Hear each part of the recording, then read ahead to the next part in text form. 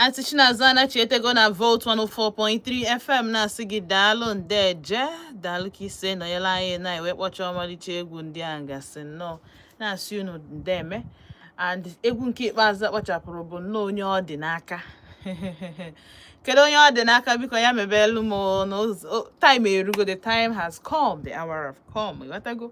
So ọ bụ na otu anyị nọ kịta anọ na ọ dị gị n'aka ị na-emelụ ndị nwee ike imelụ onye ọ si gị n'obi ime dịka Bright Chimezie si wee gwa anyị ihe ọma si gị n'obi mere ndị obodo, mana ụfọdụ n'ime anyị abụrụgo ndị kpọkịrịkpọ chichirichi, ndị aka chichirichi, ndị bụ dat na ejiro aradite ha adịghị ewepụta ya fa adịghị egosi ya, eyetago. Mana otu ọbụla o si na-adị ọbụna o kwego omume imelụ ndị ihe emelụ ha ọ na-adịkwa mma ịnọkọtakwa imelụ ndị obodo ka ị na-emele ezinụlọ ị na-emelu ndị obodo ịnọkọta imenyelụ ha ka ọ dị ka a na-eme.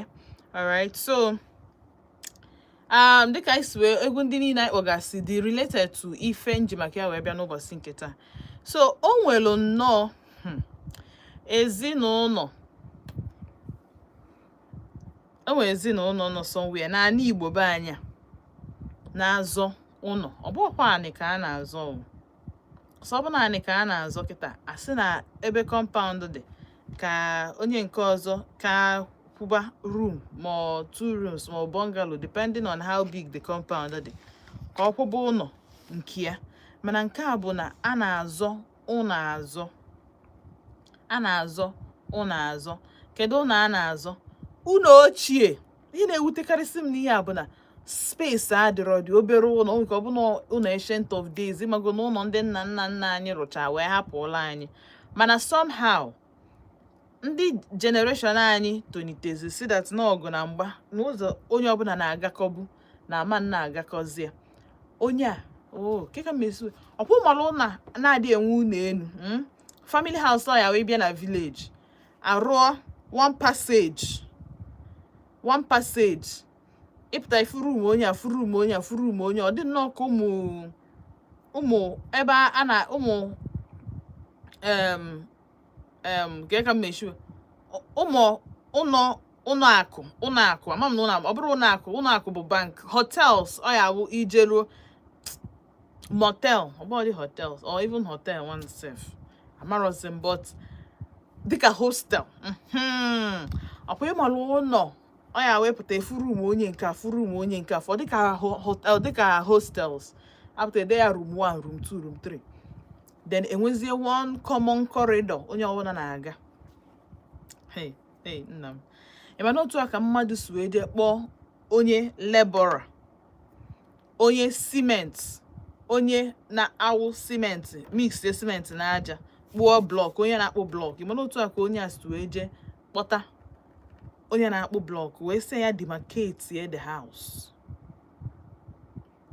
That common corridor enwe ndị atụ fence tụọ ya till agafee n'azụ ụlọ.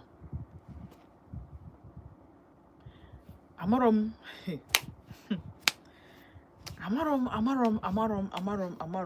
sometimes na wonder, sometimes families na dịka politicians, ha na-abụ brain fade akpọkọcha ọnụ. Something dịka small corridor ọ ya wụ ị na-agafe sef ị na-asụ onye nke a sorry because na onwe ka arụ ga-akụcharị ya ma ọ na ụkwụ gị azọchali ya ma ọ na ibu mmiri sef gịnị ama nganwụ n'ofu ụzọ ichelugodu ma ị nachiewe azụ ka ọ gafechie maka na o bu mmiri tupu gị enwe abịawa. Ya bụ the same corridor ndị nke anụ a jee chọọ onye na-akpụ blọk wee tinye ya bụ blọk wee kpụọ ya from iru ụlọ wee ruo azụ ụlọ, pụtakwa n'iru ụlọ kekwe ya compound. Na-asị kedu ihe na-afịọ ka a na-ekwu okwu nke a ka m bịakwa na-anụ dat na o nwere ụmụ nwanne na-abụ ofu n'obodo ebe ofu nọ Naijiria nke si obodo ebe wee nakwute nwanne ya nwoke, probably ana na-esebu okwu before now. Amarọ m na ọ mụrụ na nwanne ya nwoke anọghọ na ya bụ amarọ m na ọ mụrụ na nwanne nwoke anọghọ na ya bụ ama m na ọ mụrụ na nwanne nwoke nọ na room ahụ, nọ n'ụlọ ahụ na-alahụ ụla. Amarọ m na ọma, mana ọ jọsụ nnọọ ihe ọbụla na-eme ya dade kpọchiri ya ntị, kpọchie ya anya, kpọchie ya conscience ya, o wee tinye ụlọ anụ a n'ọkụ. ọkụ wee ya agba ụlọ gbaa ma nwanne ya nwoke nọ n'ime.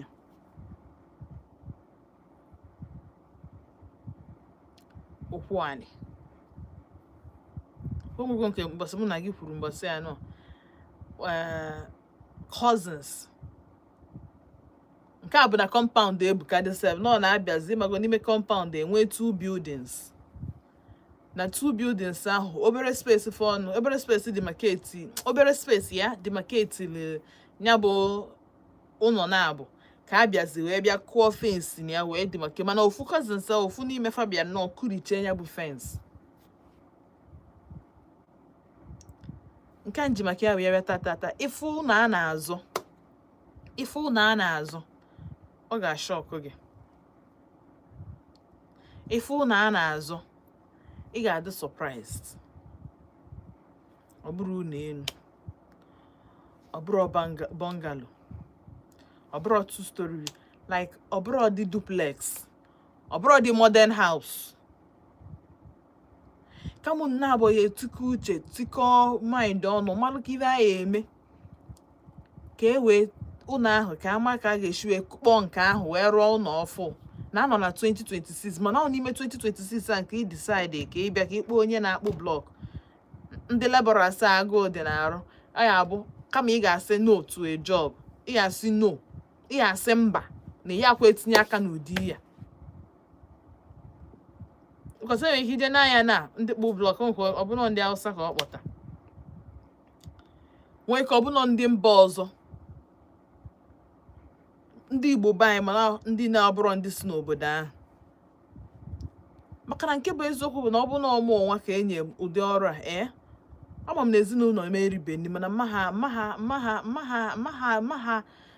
azin mba maha ewu ụdị ọrụ ahụ, mana agụụ dị n'obodo.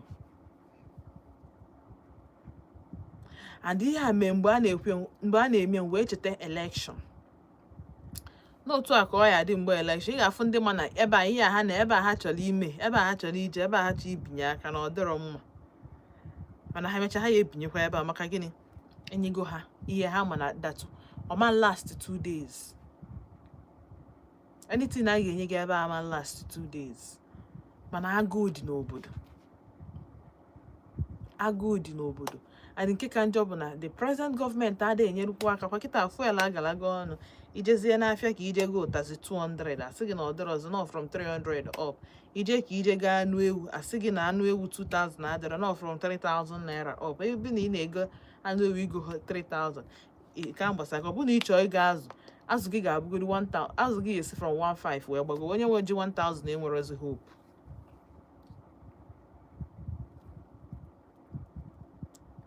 So kọwalụ m amarọ m na nnọkọta nsị onye laborer ka m ga-eblame. Call the fathers of these 2 persons, because ihe niile foundation, ihe niile bụ ya abụọ ụmụ nwanne. Ndị abụọ ụmụ nwanne. Kedu ihe ga-akpata ụmụ nwanne? Ihe a ofu ụlọ ka abụrụ na 2 buildings. Ihe a bụ ofu ụlọ. Ofu ụlọ rooms. Probably Okeke na ụmụ ya nwe side a, Okafọ na ụmụ ya nwelu side a. Anyị amarozi na Okeke na Okafọ na-anụ ọgụ ka ụmụ Okeke na ụmụ Okafọ na-anụ ọgụ, because ọ bụ na ụmụ Okeke na ụmụ Okafọ ema na cousins. Mana whether na cousin, adịghị m interested na ndị na-anụ ya bụ ọgụ na-eso ya bụ okwu. Adịrọ m interested. Because onwe ihe ọ ga-awụ efu ilegodo ubi ka ele ọba. Onwe ihe ọ ga-abụ afụ ele ọba. So at this point ọ dị ka nwoke ti nwaanyị ya adịghị ajụzi ka ihe nwaanyị ihe a ya na-ajụzi gị bụ nwoke kedu ife mere iji wee metụ ya bụ nwaanyị aka. Because na normally ama na ụmụ nwaanyị na iwe anyị na-eme ife iwe ọ bụrụ asị. But the point bụ na ihe ndị a niile na-eme mmadụ nọ nso enwere okenye na na-ebu ezinụlọ. Ọ pụtara na ndị a dị egezi ndị okenye ntị. ọ pụta na ndị okenye ha dị anụziri ha ihe. Ọ dịkwa nke a dị na-ekwukwe na dịkwa n'anya ya. Ọzọ njikwa maka ya wee bịa bụ ama mmadụ onye fugolu vidio a man jee bank pụta o ji 10 million naira wepụta ka ọ banye moto, probably ka o dowe ego ọfụma ọsọ because o wesitụrụ obere time. Amara m na spirit ya bụ ihe si ya gbutetu obere oge. Fa na-amụ ya nekwa white ya dịka Corolla ọsọ paaki ya n'azụ. O mepekwala ha moto, ịma ga-akụọrọ ya aka na o mepekwa moto. A na-ajụzi ka ebe ego dị ka ebe ego dị. Ọ dị ka ego ahụ ọ dọwara ya n'azụ, so ofu n'ime ha wee jee n'azụ jee welu dị ego. Ka o jee n'azụ buru ego ahụ, nke nwoke pụtazie na moto wee rọshzie anya bụ ndị oshi. Amamihe na ha megide zọgide na moto ahụ wee zọpụta ofu onye egbe. Ọ bụkwa obere ihe o. Zọpụta ya egbe. Ifugodi ya today, ndị a bụ ndị ọ kwesịrị ịbụ anyị nwee n'obodo. Ịdịgodo proud. Ọ bụgodo na ị nwere ụmụnne asị yes na nwoke nọ befa. Zọpụta ndị egbe wee gbawa ha egbe ahụ ka ọ na-agbakọ ka ọ na-ezekwa onwe. Ndị nke ka ọ na-agbakọ ka ndị nke a na-ezekwa onwe fa. Ndị nke alituo gbaba n'ime bankị gbapụtakwa. Ọ gbagodo moto fa gbarichegodo tires. Mana at the end of the day, motie nke ya because agbakwa moto mana onye anwa agbatụrụ taya. Ndị ochi ama mgbanụ taya na ịgba taya ka moto ị ga-eji wee pụzi. So onye anwa chọrọ ịgba moto ya, onye anwa gba moto taya ndị ochi ahụ. Ndị ochi wee banyezie moto ya wee weluzie moto ya wee gbaa ọsọ. And CCTV camera. Ọ ya ka CCTV camera ji wee maa mma maka na ọ bekete bụ na nke nwoke a pụta ezuo ya oshi. Probably onwero courage ịnalụ ndị ahụ egbe. Onwero courage ije fight wa back. Onwero courage ịzọsasịba ha because ịma na ọ na-abịa ihe moto a sị anyị na-eburukwa egbe gbabakwa ọsọ zọgodo ndụ gị first. Nwoke anụ ama na 10 million naira. Onwe ike ọbụna ọbụrụ nke nwe ike ọbụna ego ahụ eji eme surgery, ego ahụ eji hospital. Onwe ike ịbụ ego ihe ọbụla. Mana anya bụ nwata nwoke mee gịnị? Did not, at least ndị a bụ ha jeche ha ekwete na ọ na-eme. That day ha kwetara na ọ na-eme maka na anya bụ nwoke enyero ha space. And ọ dị ka emerụrụ ofu onye arụ maka ije na moto ha ị ga-afụ ọbara fechacha ebe ahụ. Ọ dị ka o merụrụ ofu onye ahụ. O wee bụrụ gịnị? Inwe nwoke n'ọhịa ka ụmụ nwoke kwesịrị na-eme. Ọ bụrụ ịpụta ị na-anụsa nwanne gị ọgụ, ịpụta gị na nwanne gị a na-eso okwu ụnụ a na-aza anị. Mgbe the real fight ga-apụtazi na onye ọ na-agbaba ka okwu ya aha. Onwezi onye ọ bụrụ ebe nwanne gị nwoke nọ inwe ume. Family battle ịnọ na ya number 1, freedom fighter. Mana abịazie n'ebe ị ga-egosizi ike gị as nwoke, ebe ị ga-egosi ike gị as dimkpa, ebe ị ga-egosi ike gị as odogwu nwoke bụ na amụzuru ya amụzụ na Flavor sị amụọ nwoke ya bụrụ nwoke. All this person bụ amụọ nwoke ya bụrụ nwoke. All the typical example of amụọ nwoke ya bụrụ nwoke. Sometimes ike abụrụ na ego, sometimes bụ ike bụ onye ilo bịa meso gị ihe, onye ilo bịa otu ị na-alụ gị ihe gị n'ike, kedu ihe ị ga-eme. Afọ m ya bụ vidio o wutere m na a na-alụ nwoke a 10 million. Afọ m ya bụ vidio mụ aba ntị Chinazụ o wutere m na a na-alụ anya bụ 10 million. My happiness bụ that na ndị a na-alụ 10 million naira but ha ga-eji a wee jee ọbụna ọkpụkpụ ka ọbụna amamihe ọ gbaji amamihe ọ gbara onye ahụ. Mana at least CCTV gosi na nwoke ekwekwa ndị a na afrio. O gosi na aka ya dị ọcha maka ọ bụ na CCTV adịrọ a na-akọ ihe nwere onye ga-ekwete. Ineze na anya bụ vidiyo ya na-asịzi ya na man you be. Ọ ihe a ka ekwesịrị ị na-eto gị na man you be. Ọ bụrụ ije ịnụsacha nwanne gị ọgụ ndị ụmụ nwanne gị ndị ya mụ gị na ha na-afọ asị yes na nwoke ka ịbụ na nwoke. Ọ bụrụ ya, ọ bụrụ ebe a nke a na-egosi nwoke. Ebe a nke a na-egosi na inwe moral. Ụdịka ihe dị otu a. So amarọ m this okwu ezinụlọ ọ ga-awa apụtakwa na alụ a na-aza anị a na-edo fence na blọk amam ihe na blọk. ego ahụ iji wee donye bụ fence, ego ahụ iji wee lụ ndị laborers ọrụ, ịkala iji ya wee maa ihe iji ya wee mepụta na ndụ gị. Adị m sure na o nwere ndị iji ụgwọ, adị m sure na ị nwere biznes were ya restọk, adị m sure na o nwere ụmụ nwanne gị nọ skuul n'idiri ya iji wee gaa skuul. Ndị be gị, ụmụ gị, ọ bụ na ịnụgo nwaanyị, ụmụ gị, nwunye gị, inye nwunye gị ego ahụ, ị mara na ọ ga ya otuketegokwa gị afa, ị ga na-ayọzi, ị ga na-asịzi ọgịnịdụ, ọ bụzikwa sọsọ ego a nyere ya. Mana a lot of us ebe anyị na-agbata ume bụ na ebe ndị ụnọ nọ, ebe ndị ụnọ nọ, nke bụ ọgụ pụta ịgba ọsọ. Mana Chukwu ya enyela anyị aka, Chukwu ya enyela anyị aka, n'aka Chukwu ka anyị nọ. Na-anacheta azụ, mgbe na-chetala azụ ka m mepee phone line, ghọtago, ka anyị tinye ọnụ na ya bụ okwu. Cheta na ị nọ na Volt 104.3 FM. Afa mba ntị Chinazụ, ndewo.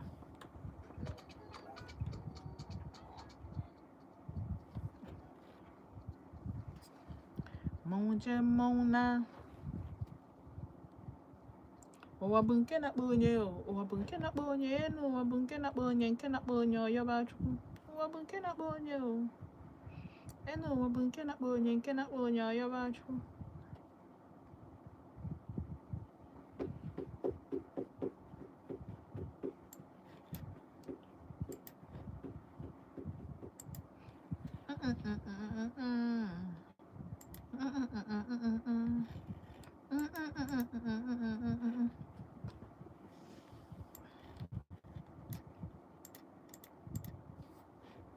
Ihe na-eme na ya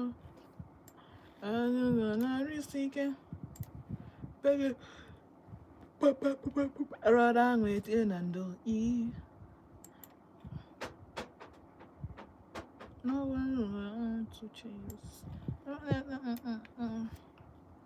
nke ghere anyị gbaala anyị ọsọ.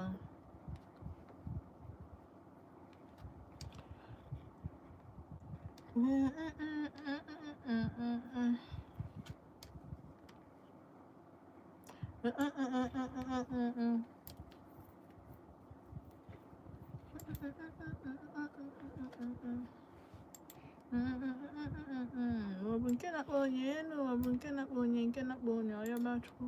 Ụwa bụ nke na-akpọ onye enu, ụwa bụ nke na-akpọ onye, nke na-akpọ onye ọyọba Chukwu.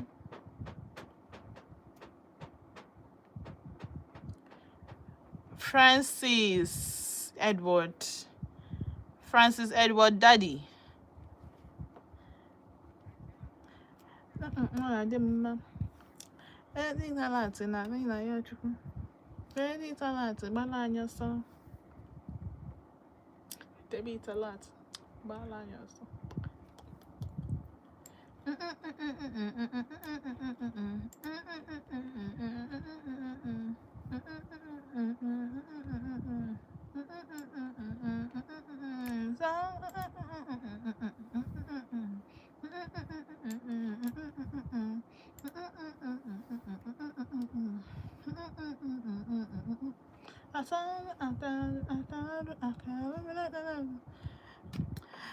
Francis Edward, I'm fine. I'm fine.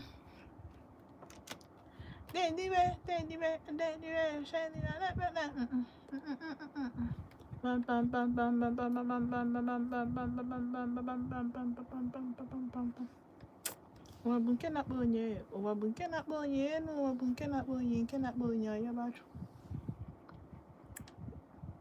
Enu, ụwa bụ nke na-akpọ onye, nke na-akpọ onye ọyọba Chukwu. Asalamusa, asalamusa, asalamusa, asalamusa, asalamusa, asalamusa. Wedding salad ka anyị na-ayọ Chukwu.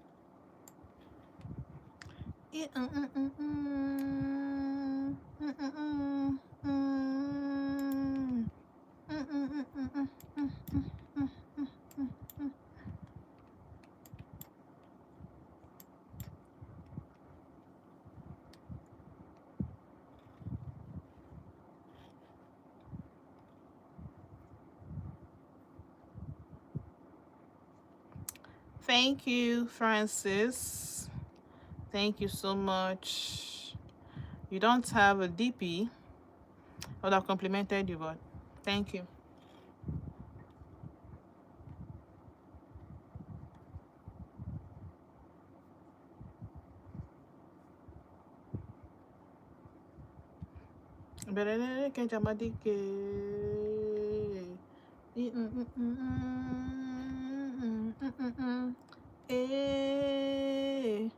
Another easy,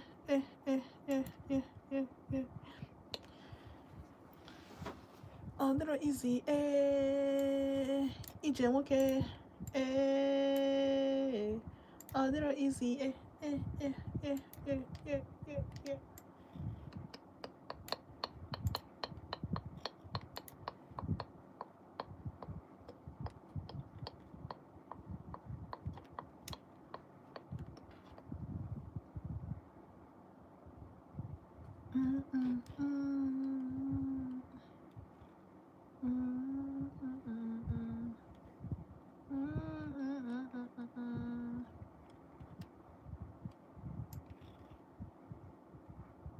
ime mmanya nọkwa n'okwu.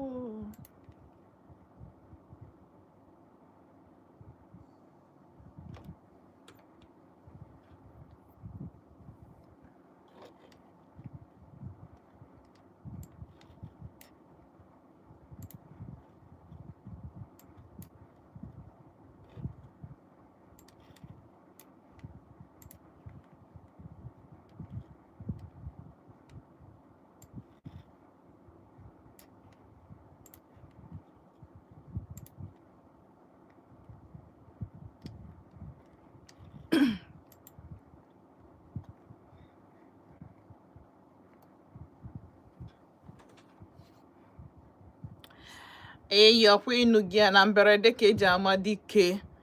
Mberede nyiri dike, mana ọ na-anya bụkwa mberede ka eji ama dike. Ọ na-awụ na okwu ruo. Sometimes ụmụ nwoke amụrụ na ihe niile abụrụ power. Power abụrụ aka ike. Sometimes your mind. Sometimes your mind. Sometimes your mind. Sometimes shock kene ndị mmadụ ga-echekwa that na ị ga-abịa bịa nụọ gị ma ọ ka bịa dobe fence ma ọ nọ ka ị bịa make be noise. Sometimes gbafa nkịtị. When you got the more powerful than mind games. Just to know, you need the okwu. You need the okwu.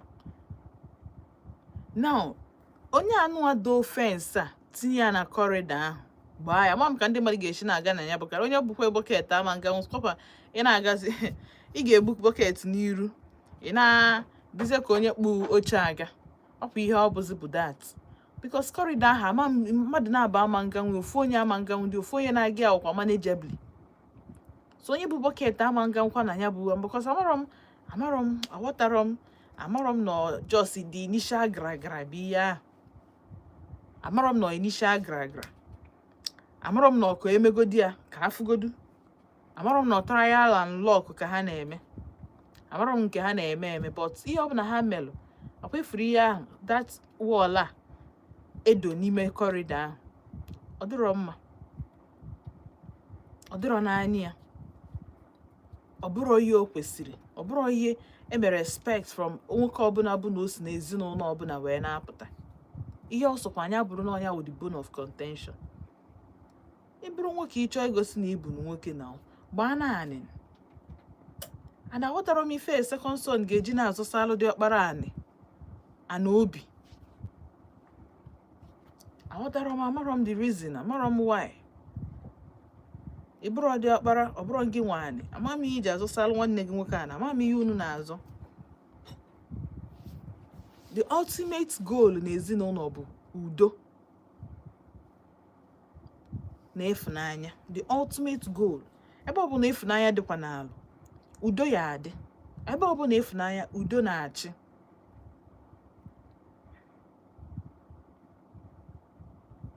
Ichetungedesi kedu ihe mere ọ ya wụ priest bata otu ọ si peace unto this house, maka na ọ ma na once peace dị na nyanwa na onwe ya ụdị love a ya eshi ogodi ya. Ọ bụ na ụlọ enwelu 3 wives ụmụ nwunye dị na-atọ, ụmụ nwanne ndị nwoke nụrụ ụmụ nwaanyị 3 anya bụ ezinụlọ. Ịmarazi na ọ na-abata otu onye nke a na-ebute mmiri, onye nke a na-ebute anụ agwara agwa, onye nke a na-ebute mmanya, ha na-awa ọkụ hand in hand, uru ya na onwe ya eritekwa n'uru njem ọbịa. Ọnya bụ na enwere udo na ezinụlọ. Ọ bụrụ nke ọ ya awa apụta ọbịa like this, anyị na-anya otu abụ onye ka ọ na-aba, ọ na nke Okafọ ka ọ na-aba, ọ na-be m ka ọ na-abata. Onye ọbụla na-enezi onwe ya anya ka a mara onye ka ibia, kedu onye ka ma mmadụ. Una na-eche onye unu ga-instigate against each other. Once ịfụkwa na alụ na Adaobi bụkwa be Okafọ ka ọ na-abịa, ijegwa nwa gị nwaanyị ọkwa Adaobi ọ bụ na Adaobi na-agwakwa Nkechi okwu na ama m na Nkechi bụ cousin gị, mana onye ọ na-agwa onye mpia na-disrespect mpa gị kwesịrị disrespect na gị nwa na onwe gị kwesịrị at peace with onye ọbụla na-achọta anya bụ Ado. Akwa ịma na ihe bido mebiwe family bụ nwaanyị esi wee nụbata. And ọbụdoro na our own time. Chike Solomon, when Solomon decided na ọ ga-abụ a wise man, amara m ebe wisdom ya nọ, o jiwe na-anụ ọtụtụ ụmụ nwaanyị ọnụ. Onye ọbụla eburu shrine, eburu god nke ya wee bata aka problem ya bido. A wise man yet obi ọkwụ ogologo ndụ ka Metusela. Chekizie Metusela biri ogologo ndụ, nwaanyị one ka ọ nọ. So onwe ihe ọ ya why chekiche like this, I know that na ebe ọ na-atọkwa ụtọ mana uru adị ya. Ọ na-atọ ụtọ mana uru adị ya. Fence a itinyego na ezinụlọ gị, blockage go. Ama bụ na onye mere ụdị ya ga na-instigate zi ụmụaka against the other family. Ọ bụrụ rocket science, adị ajụ. Onye ọbụla family ọbụla kara obi m ụdị ya, o nwere anything good about the other family ọ ya na-ekwu maka ya. And the other family bụkwa the same family, the same blood. So amarọ m ihe a ga-eme ya bụ ihe, but ọ bụ na o nwere ihe ifili na a ga-eme ya, ndị obodo bata into the matter. Maka ọ bụ na ndị obodo na akaghị ido that fence at all. The nwanne nwoke gbutuo the fence, o nwere ka o si ka o jekwa tuo fence kịta, ọ pụọ ihe ọzọ. Ha si na dị ụnọ pụọ entirely. Because onye mere ụdị ihe a ga-enye nkwe gị poison. Amakwa m kwunsi afọ ụwa, but o nwere aka ihe eji wee so m nyobe gị enyo, mana m adịrọzi safe. Inwe ka ọ bụ na ịnwetagudoro ụzọ ị ga-esi wee gbu m tụrụ ihe m na-eri, nwere ka izekwuo ndị mmadụ ezi so that ka ị wee kpakọrọzie ana niile. Ka ihe dị na ana eshika, ihe dị na ana ehika, ihe dị na ana fiara arụ negodo ụmụ nwanne. Mom na 0706-048-5853, my mom na 0915-570-8347. 0706-048-5853, my mom na 0915-570-8347. Hello. Kekime. Afa gị bụ gịnị? Mama Uju, ka ebe isi akpọ m? Leave it like that. Bring it down now. Isi kamp akpọ m. Nnọọ. Gaa n'iru.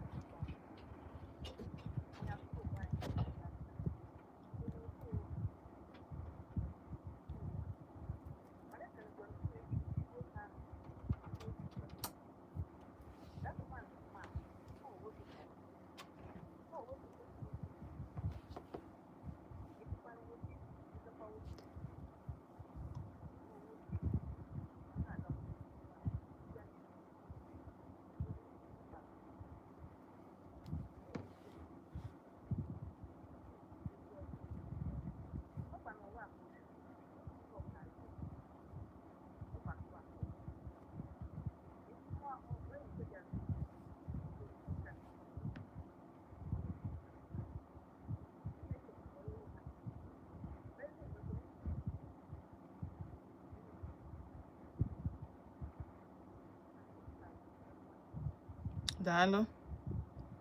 Dalo so. Oh. Bye. All right, 0706-048-5853. My one at 0915-570-8347. Hello.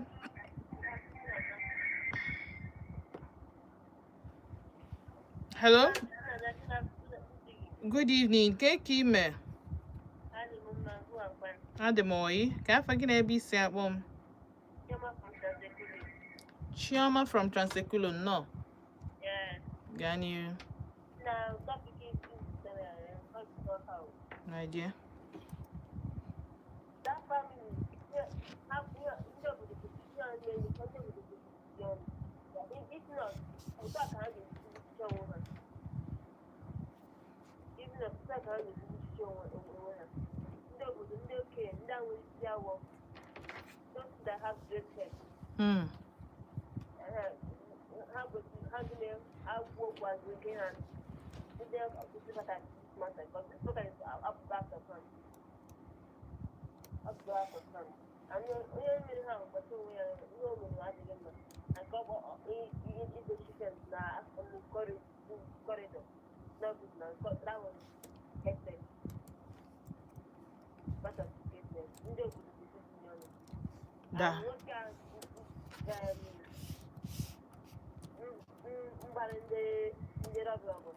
That man, all career. Outside,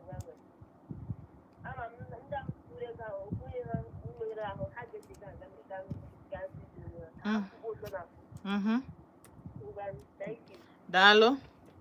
Dalo. And ihe ọ na-ekwu kịta chetara m nnọọ ama m ụbọchị nkwulu okwu maka kidnappers ndị kidnapụrụ mmadụ gbuo ofu nwanne nwoke release ofu after ha kwụchara ransom. These kidnappers nwa ha amadị m na ndị a na-amụ ụmụaka nwa ha wee yaba arụ lo and behold ọ bụ na hospital the brother ahapụ one of the men oge egbu nwanne nwoke bụ ihe mee gịnị bụ ihe ha bịa na hospital ya ka o treat nwafa nwoke. So to what end? Ụwa dị small. Wefuru ụwa anya ụwa anụ a dị mpempe o pelu mpe. So amara m ihe a na-azọ ihe anụ. Hello. Good evening. Kekime.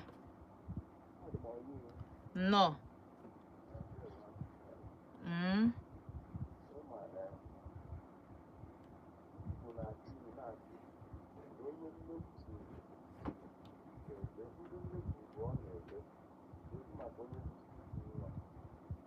Oh yeah.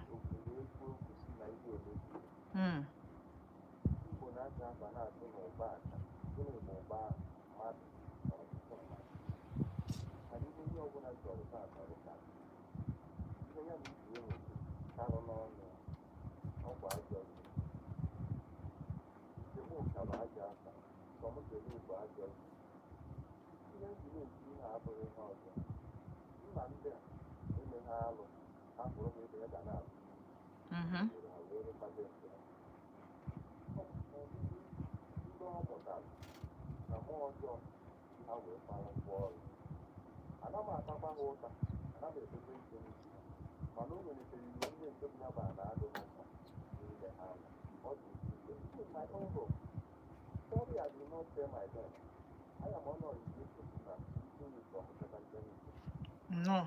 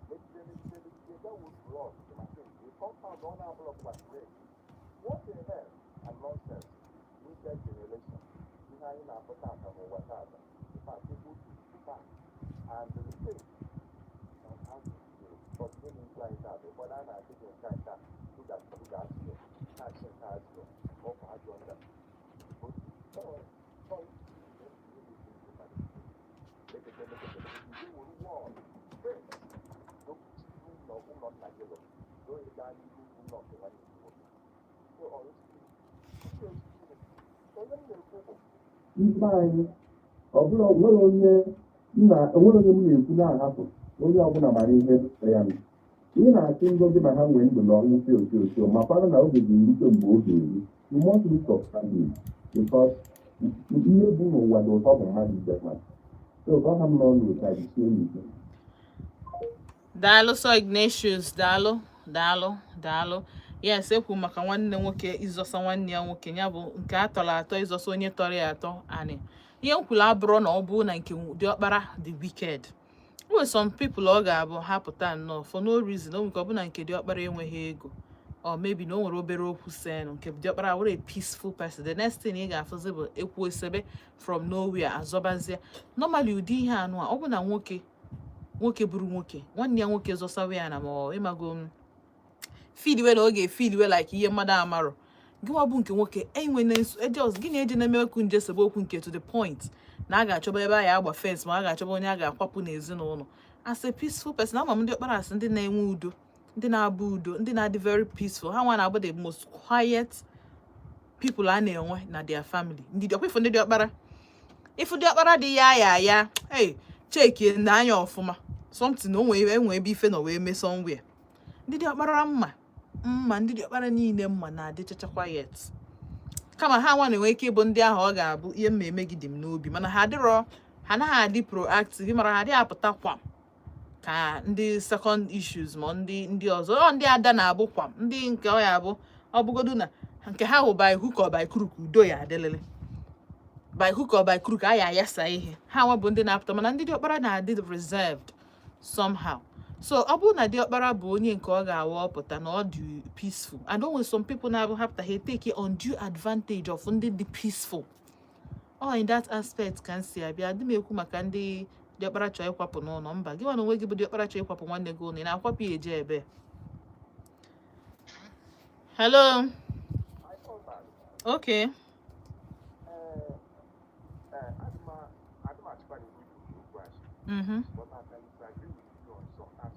Okay.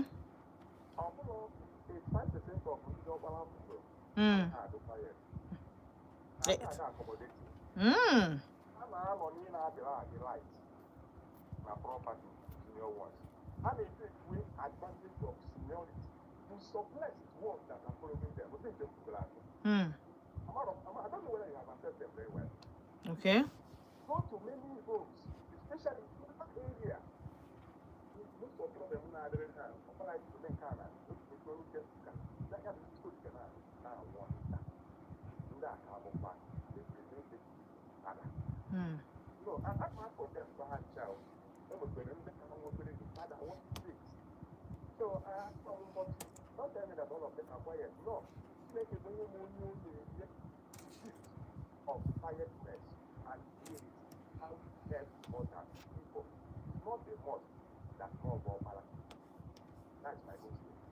But we will because we create some ethics for them witness for them they could encounter and again we are accusing finger, pointing at the finger on the unbalanced finger. I'm not going to have so I'm not answer. But I got to get a word.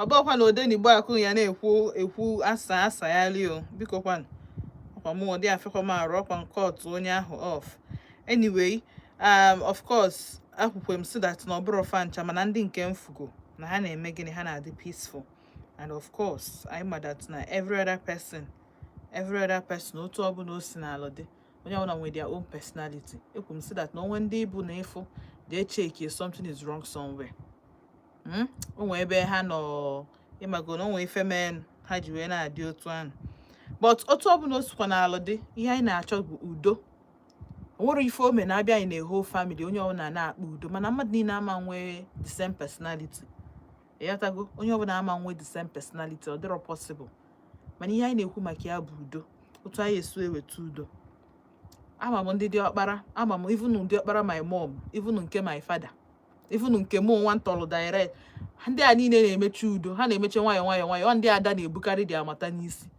ịghọtago so ọ dependịla onye aka nji esi depend one o dependịla ezinụlọ two o dependịla ife onye ahụ gabigalo anyway because sometimes ị na-anya efu na ndị a bụ ndị ọ ga-abụ aka esichara ha ike so frustration emezie ha change their personality mmadụ na-eme mmadụ ọ dị wicked. Hello. Ka ime? Mba nsogbu adịrọ. Nsogbu adịrọ. Thank God na ị recover ị nwetara onwe gị ọsịsọ.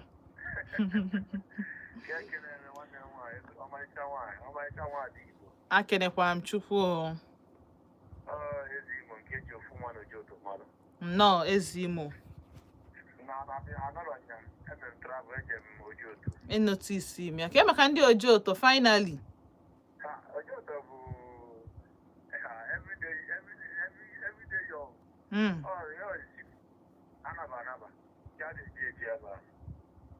Daalụ.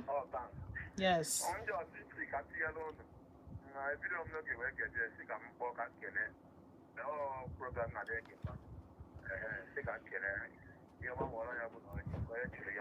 Ise.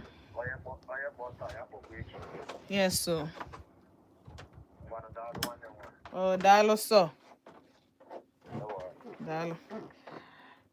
All right, 0706-048-5853.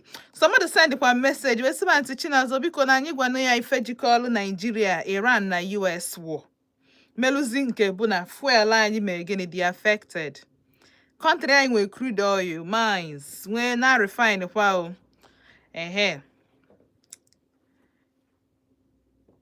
So anyị ga-amanụ biko ọ bụ na o nwere onye ma maka mụ ejiro the history ọ bụ na nji the history ife jikọlụ US, Nigeria and Iran unu eme ka anyị malụ gwa anyị ife melu ọkụ eji ha adịkwutu gwazi anyị ife melu that na ka anyị hapụgodo okwu mmiri n'Enugu anyị because dry season is drying anọ na mmiri adịrọ ana ọ na-etinyekwu ọkụ wee bịa tinyezie fuel na ndị otie na biko kedu the relationship between Nigeria and Iran? Hey, over there the funny sometimes no see history ngoro the sure akpọdo the textbook isi na we kụzielu m ya bụ history maka ghọtara what is going on ndị a na-emezi anyị ewu mago nke o si adị na and of course all brain mmadụ ka anyị use a lot of people feed off from people's stupidity and tinye otu anaghị ama ihe onwe ndị bụ na otu ama nwa na-ati Chinazụ amaghọ m ihe na onwe onye shi n'aka m eri nri maka na m amaghị ihe so mmadụ ihe ifọrọ na m edina go somebody 3 square meal ya ọ dịkwa egwu. Hello. Good evening. Ka ime? Yes, so. Daalụ. Afa gị bụ Uche? Yes. No. Okay. Isiokwu anyị ji n'aka today nke bụ eziokwu bụ na dịka esi na-atụwasị o nwere ezinụlọ na-enwere ebe nsogbu na-anaghị ka nke bụ eziokwu and dịka esi na-ekwu ị na-anya bụ na ndị diọkpara most of the times na-abụkarị ndị na-enwe most of the love first love a na-enwe na family. So ụdị attention fa na-enweta ma ha bụ ụzọ bịa in the family ọ na-adị too much to the point most parents go for the car and a pamper. And in case of that, when those things go for the some of them easy. Now, even by percentage, or they can go for the struggle to carry the family because of that attention and love and the Konya and Kyokuburu before Sikuo, Kevezoku, and majority of the opera other the child that's accommodative and where such issue was okay in the family. Because by virtue of being opera, all right, if Manefo due to many of them struggles to become somebody. So and also Obronin came with a love. If you're not gonna struggle back over we can carry other families along. Yes. Yes. Obozano they find harder. If you're not getting a scenario whereby Oga touch his mentality on accepting or taking those responsibilities. More so when this year na so no one struggle back. So if not with conflicting interest, name your brother I can organize right here. Then cast you and as I'm on the child comfortable based on if I was eating. I think you know if you made that scenario and you discuss it today. Yeah. So and what if we were such a thing or the two of bearing of full equally reconcile more than another. On a would either the property care or none they decided actually they decided to demarcate it, which is very, very funny. The way has to demarcate here. About either of them to me, no one had you okay, no phone with you and care, portion in care, just see it.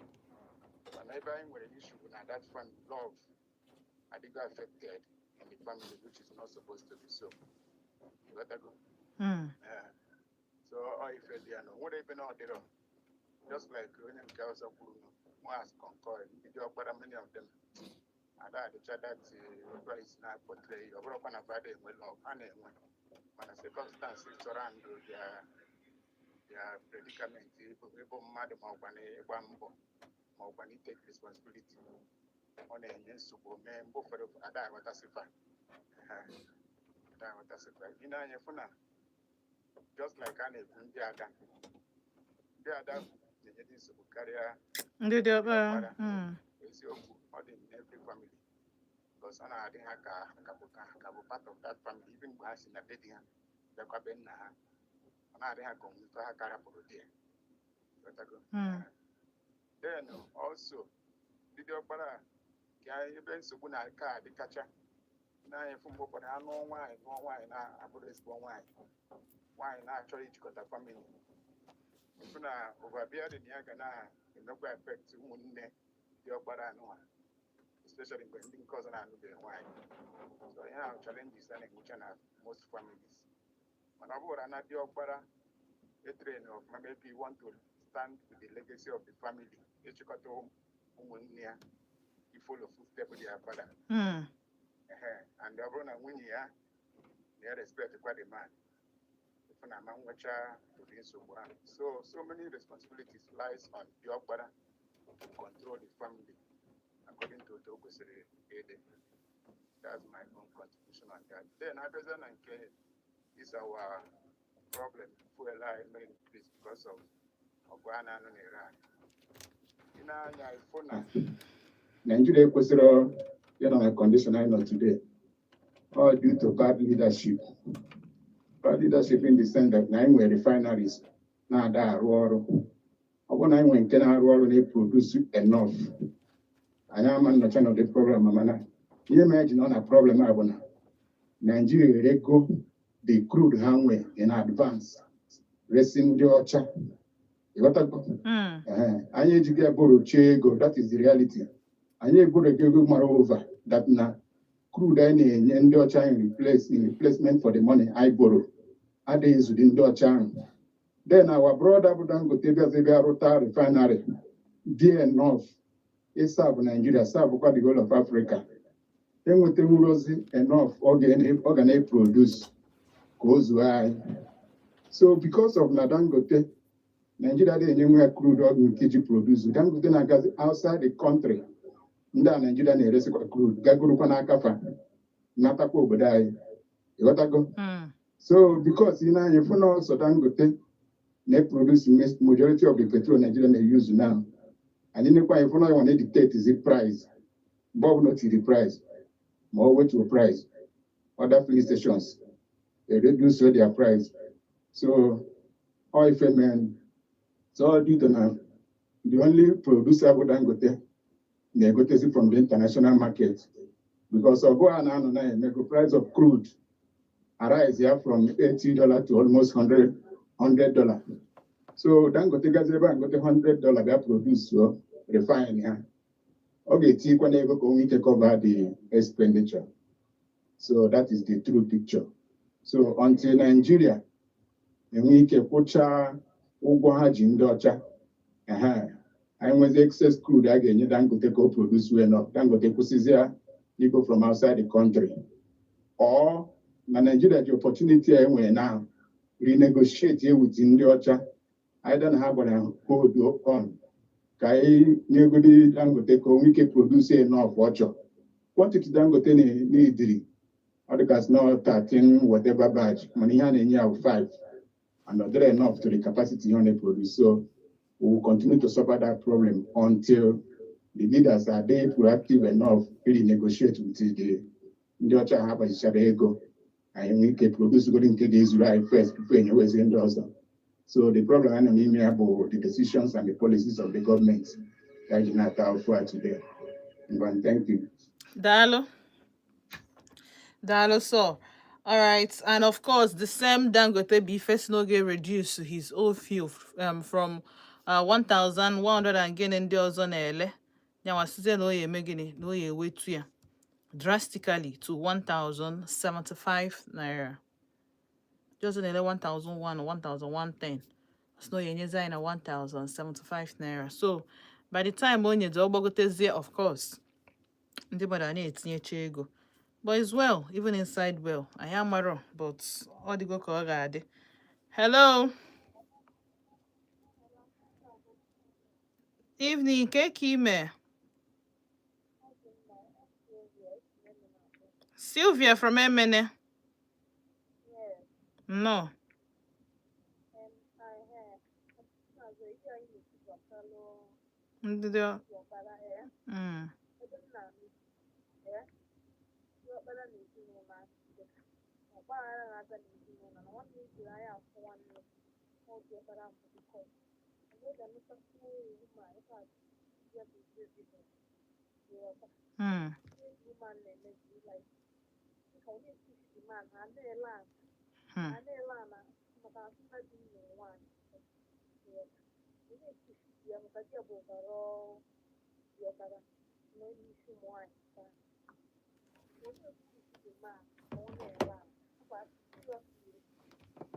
Can you imagine?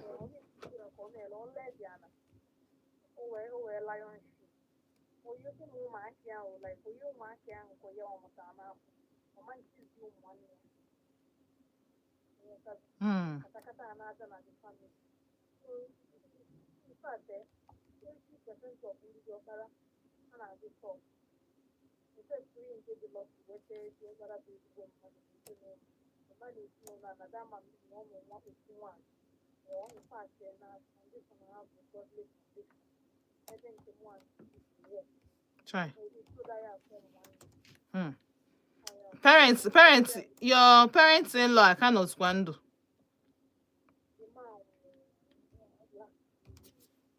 Last 2 years.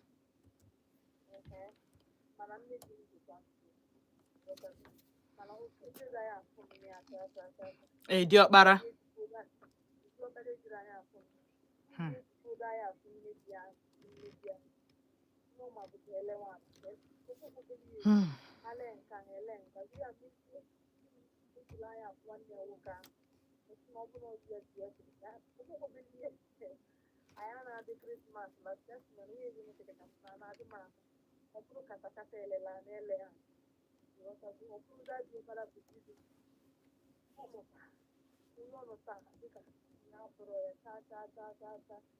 maybe go back go only this year you go to the other family oh yeah yeah that is the man and get one out you got for piano one year you man immigration idea so man can just for the ball so we want to get you Yes.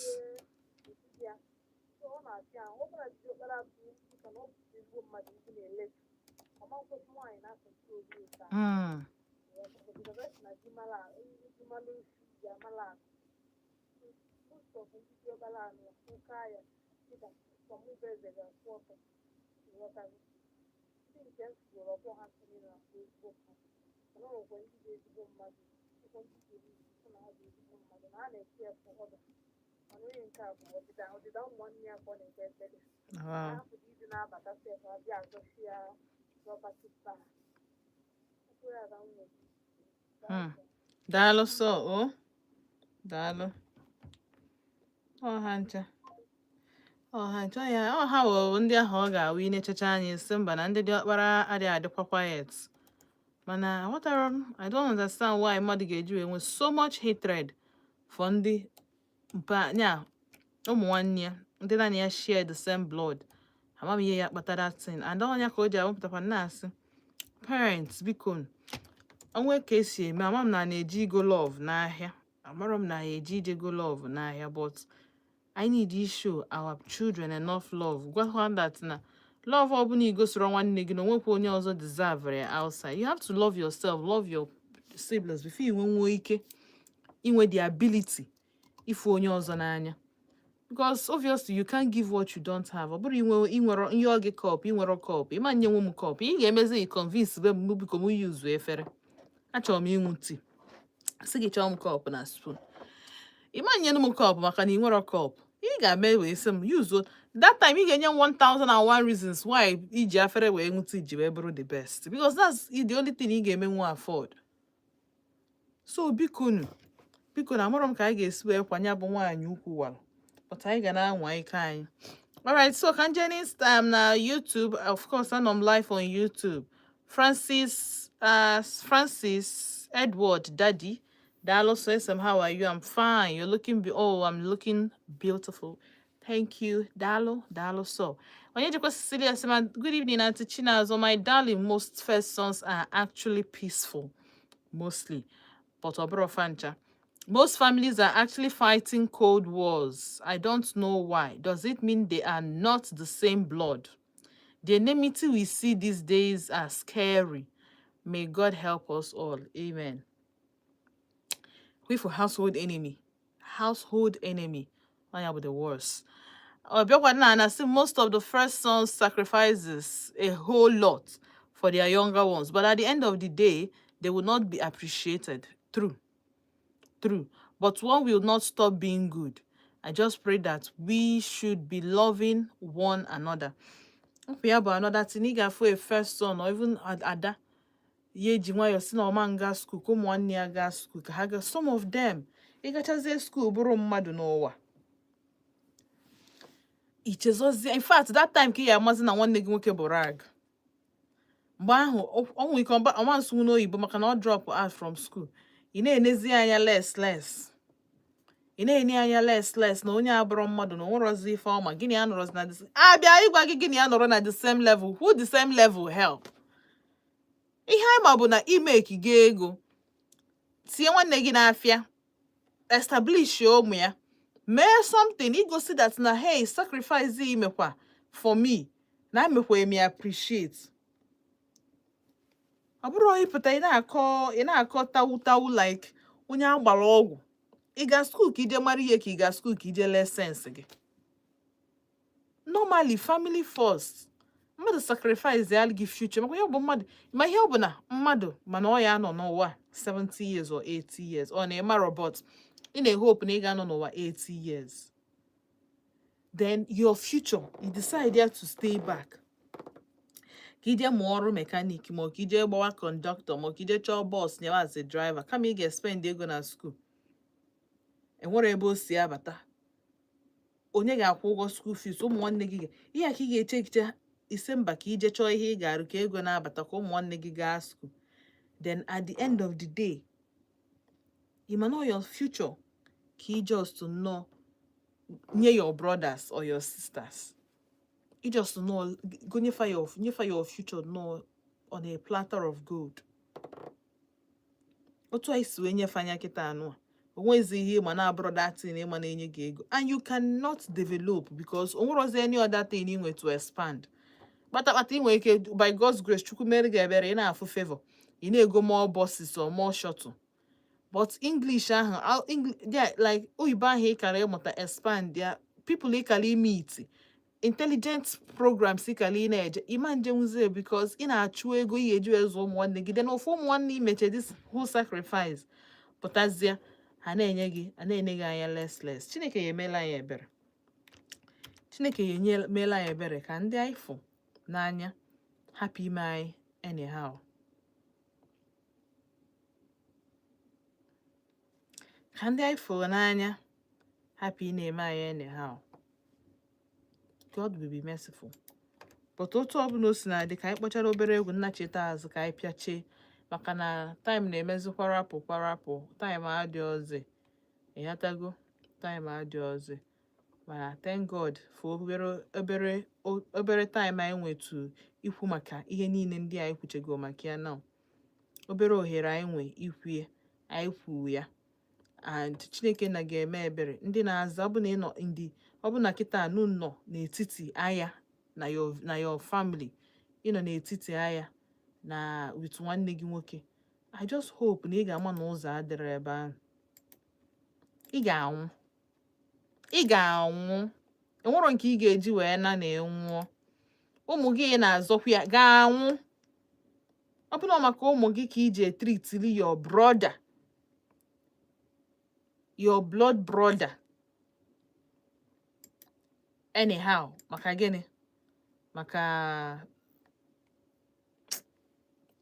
ihe nchọ ikwu gbata m n'obi na gịnị na English because ọ na iwewe m like this oyibo ka nna so nwe ihe nna aghọtazi so ọ bụ na iji because of ani wee na-emeso nwanne gị omume dị anyhow dị somehow I'm trying to tell you ma gị nwa ma onye ahụ ị na-azụta alụ data ani ga-anwa na onwere onye ga-ebu ya wee na onwere onye ga-eme gịnị ga-ebu ya wee na sometimes self ụmụ gị ahụ iche na ha ga-ebi a long life ama mbia ọ bụrụ fa nwa ji ndụ fa sometimes ụlọ ahụ ị na-azụsa afanya ha ga-eme gịnị ha nwere ike ha hapụrụ gị ya sef jechaa ebe ọzọ gbara na ike ka ha nata ike ka ha natarọ but the Lord is our strength. Ka anyị gaa ka anyị na-cheta azụ cheta na ị nọ na Volt 104.3 FM afa mba ntụchi n'azụ ndewo.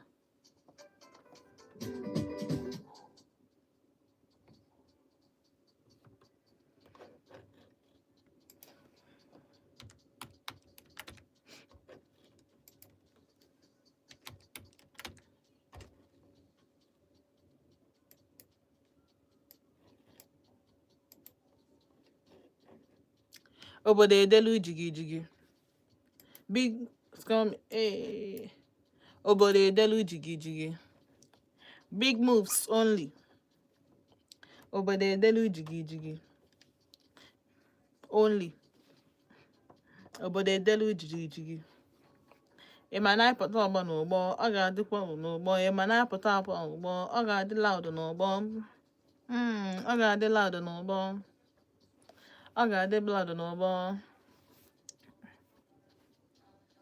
suru ya obodo edelu jigijigi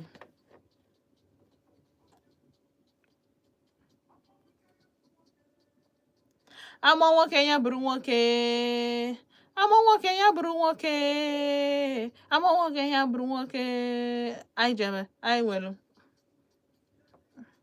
nwere ndị na-ejere obodo ozi anyị nwere ndị na-ejere obodo ozi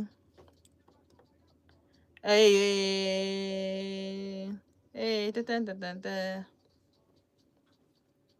obodo edelu jigijigi Achalugo is coming obodo edelu jigijigi big moves only obodo edelu jigijigi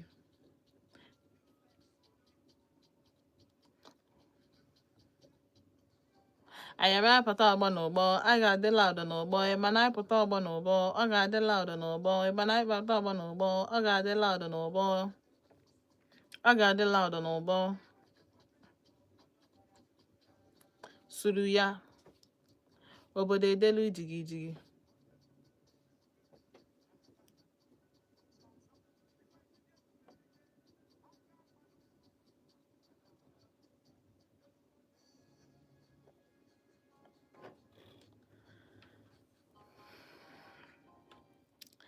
Yes, sana chetago mazu na Volt 104.3 FM. Onye jekwe Cecilia na YouTube sim Auntie Chinazo. Don't use anger and cause them. They will repent and be of good habits. Mafachokwa. Ezinụlọ m ka a na-ayasa. Mba. Ọmụnwa ka obodo ya kpụ n'ọnụ. Mba.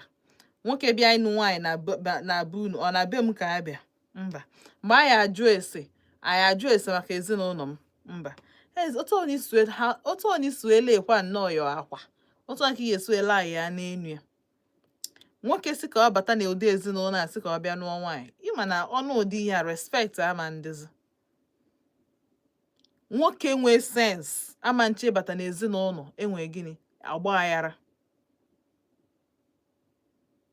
except na unu ezowezukwelu ya bụ nwoke bata na ezinụlọ ọbịa visit ọ ya achọ ka ọnụ okwu nke ọnụkwụ si ekwu okwu ka ọnụkwụ si communicate ka ọ malụ ụdị obi unu nwe ka ọ malụkwụ si eso the other family because nwoke ọbụla nwee sense my dear brothers and sisters ọma nchọ ka ị bịa na ezinụlọ ya yesakwuori ezinụlọ ya ka iso yesa because some of you bụ unu na-adrag ndị ọzọ na unu na-adrag onwe unu na-achọ onye unu ga-adrag with two people ka hapụ ebe nọ na be unu ka ọtọ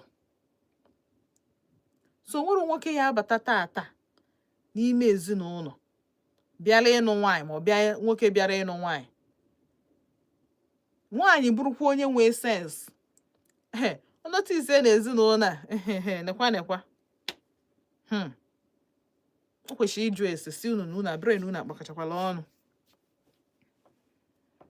if not for desperation na oke ọchịchọ some of us ụdị nwaanyị anyị nọ anyị ekwesịghị ịnụ ya maka iche echi niile kedu ihe that family ga-akụzili your younger ones I mean ụmụ gị jụọ gị ka ife mere eji ha na village ka ihe ya agwafa esi ha na ụzọ eji anabe nnafa na every Christmas na ọkụ na-agba na ya bụ ụzọ na-enwu ọkụ ọ bụ na ịnatara ọsụsụsụ date na ịma nnata nwuzi kedu asị chọọ isi ka ihe agwa ha the truth gwafa mba na ya bụ ọkụ na-agbakwa bụ na-agba bụkwa nọ n'ime ezinụlọ nna unu ka ọ na-agba na ya ma njem kedu the good story inwe ịgwa those children melu ha na cousins fa jiri ọdị na mma ma onye nazie village ana ị na-ezela onwe gị eze ị na-eze onwe gị ọhịa ịbịa mana nsogbu ọdịgo ka ọ ga-adị ana masị unu daalụkụ nso etinye nnọọ n'okwu ụbọchị nke taa daalụkụ nso esonyelu m ndị mpiki kọlfa ndị mepikọrọ kọlfa iwu na-adị n'ọkụ iwu na-adịrọ ọkụ mana abịago m na njedebe n'ụbọchị nke taa cheta na echi na-ebu ụbọchị ọzọ mụ na unu ga-anọ na Volt 104.3 FM ka anyị kpaa nkata ka ụmụ nwanne dịka anyị si ekpa ya n'ụbọchị nke taa ka anyị kpaa nnọọ nkata tinye okwu n'ofu trauza nwee ike make a sense out of the nonsense tụpụsịa tụpụsịa ọkpụkpụ dị n'azụ were nke bara uru mere ife liko n'ofu efere kpọọ onwe anyị our brother's keeper maka na ebe anyị adịghị ala ka ife ọjọọ ma onye ọzọ o megodo anyị ama mgba nkịtị anyị na-asị ọzọ emena ịghọtago ọzọ emena ka anyị na-ekpe n'Odenigbo nke ya eme ya bụrụ ezigbo ihe sno ezigbo ihe ka anyị na-achọ ya eme ya dị permanent ka ọ dị n'echi onye mara asụ sụọ n'ikwu onye amaghị asụ sụọ naanị agbacha ọsọ agụọ maịlụ agbacha egwu ọ na nnukwu nwaanyị bụ na ọkaba nke ọghọta ije nwaanyị bụkwa arịkata ugwu akwụrụ zuo ike so gụọ na onwe gị ma na ịchọ ihe ị na-eme ịnọkọta ịbakpuo jee chee ya maa na ọ dị mma ka ọ na ọ dịrọ mma kama amalụ na ịnwe anwa abụrụ na ị nọ na-akụ mmiri nchaba gị anya asịkwa na mmadụ mee gị ọ chụrụ na onwe ya n'ụgbọ asịna na ụgbọ eruteghị ya ndewonu